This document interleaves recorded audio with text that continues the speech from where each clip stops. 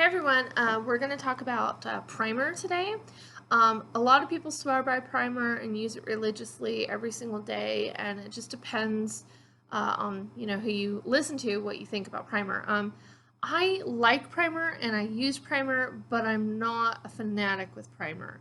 I've found over the years that it's really a person by person, skin by skin. I tend to not use primer when I do my own makeup, and if I was one of my clients, I might not even use primer on me. I tend to use primer for when I really need it. I use it on people who have enlarged pores or really, a bunch of fine lines or more wrinkles, really dry, kind of cracked skin. But I don't use it on every single person. And I think a lot of people tend to just put everything on everyone's face, and you don't need to put the whole cosmetic store on every single face. So for me, I'm more of a person by person, kind of let me evaluate your face. Are you good with just moisturizer? Do you even need moisturizer? Kind of go from there and go, oh yeah, you need a little primer. So the primer I do use in my kit, I use two primers because it depends on the person. If my client is over 50 or has more fine lines and wrinkles in her 40s, I am going to use probably some primer because it will help give a little more moisture and hydration to them. And as we get older, our skin tends to dry. At this point, I don't use primer on myself, but within the next few years, I'm sure I will start incorporating a little bit more into my personal makeup. With my clients, though, I do pull out different primers for different things. I have a QMS Cosmetics, Medi Cosmetics lip serum, lip line corrector, and so it's a primer that I use on more of my older clients or people who have dry lips or they need a little more hydration. So this just kind of goes along in here, and I really like it. It's not a lip plumper. It's not gonna give them like a bee stung look or anything. It's just a little bit of a softening those lines and kind of, you know, smoothing out the lips. And it's really nice. It gives a little bit of hydration, and so I use that, and I really do like it. The only downside to this is most of the products by this brand, which I really like this brand, but they're really pricey. This one's $150. And so it's not something I'd rush out and purchase if you don't really need it. So that's a little bit of a lip primer. There's other lip primers out there. I haven't played around with a ton of them because it's just something, I have this one that I really like, and I tend to use that one.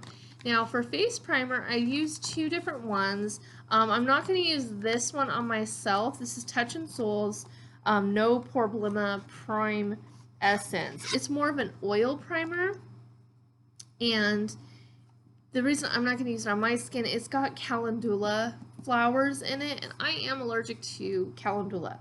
So that would make me break out. But I do like the product. It's like, if you can see, it's a little more oily versus like a creamy or lotiony primer.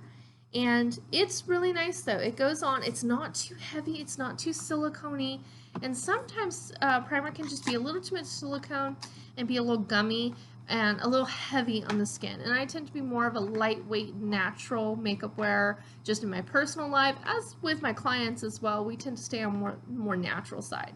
So this one I do use, but again, it's only if people are not allergic to it. Most of the products I do try to carry in my kit are more hypoallergenic, but that one does have the flower essence in it, but I do really like it. Now my favorite one that I carry in my kit and do use when I need a primer is the Poreless Face Primer by e.l.f. And I love this. So if I really need some heavy duty priming, that's the product I go to. It's very creamy. It's a little bit, goes a long way. Very cost effective. $10 for the large bottle will last you for a very long time. It's just a really good product, and it really gives a satiny, smooth, gorgeous finish to your skin. But again, a little bit goes a long way. You use too much of this and your foundation will just slide right off like it's Teflon pan. So don't go crazy with this one because you literally just melts right off. But this one is really good. A little bit and it just does wonders. So it is my favorite as far as like a full primer when I really need to prime someone. Now, when I just want to do a light kind of prime, but they don't need a ton of primer, I just want to add a little hydration and smoothness to the skin, I bust out the MAC Prep and Prime Fix Plus Original. This one I love. I use this on every client. It's I hydrate them, moisturize them, and then go ahead and spritz this. It's going to add a little more moisture.